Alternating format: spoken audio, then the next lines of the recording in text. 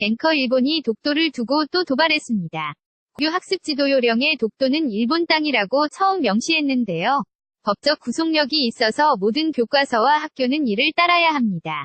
도쿄 이민영 특파원의 보도입니다. 리포트 일본 문부과학성이 10년 만에 새로 내놓은 고등학교 학습 지도 요령입니다.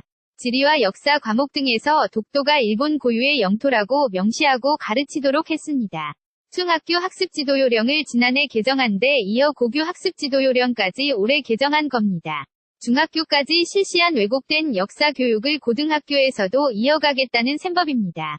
학습 지도 요령은 교과서 검정 등의 기준이 되는 최상위 원칙으로 법적 구속력이 있기 때문에 무게감이 다릅니다. 또 10년 주기로 개정되기 때문에 한 번 바뀐 내용을 바로잡으려면 10년이 걸립니다. 이번 고교 학습 지도 요령은 위견 수렴 과정을 거쳐 2022년부터 현장에 적용될 예정입니다. 교과서를 통한 일본의 독도 도발이 시작된 건 2008년부터입니다. 이때는 독도를 두고 한일 양국의 주장에 차이가 있다는 정도였습니다. 그러다 2012년 아베 정권이 들어선 이후 독도 도발이 본격화됐습니다. 시마네 현 다케시마의 날 행사에 정부 고위 인사를 파견하고 한국이 독도를 불법 점령했다는 내용이 초등학교 교과서에 실렸습니다.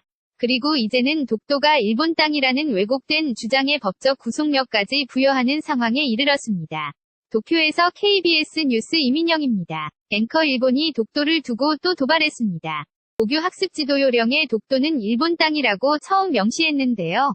법적 구속력이 있어서 모든 교과서와 학교는 이를 따라야 합니다. 도쿄 이민영 특파원의 보도입니다. 리포트 일본 문부과학성이 10년 만에 새로 내놓은 고등학교 학습 지도 요령입니다.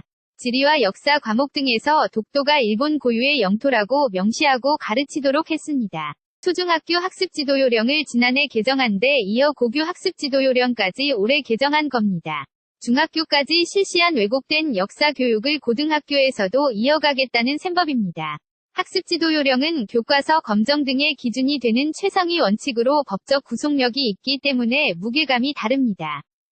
또 10년 주기로 개정되기 때문에 한 번 바뀐 내용을 바로잡으려면 10년이 걸립니다. 이번 고교 학습 지도 요령은 위견 수렴 과정을 거쳐 2022년부터 현장에 적용될 예정입니다. 교과서를 통한 일본의 독도 도발이 시작된 건 2008년부터입니다. 이때는 독도를 두고 한일 양국의 주장에 차이가 있다는 정도였습니다. 그러다 2012년 아베 정권이 들어선 이후 독도 도발이 본격화됐습니다.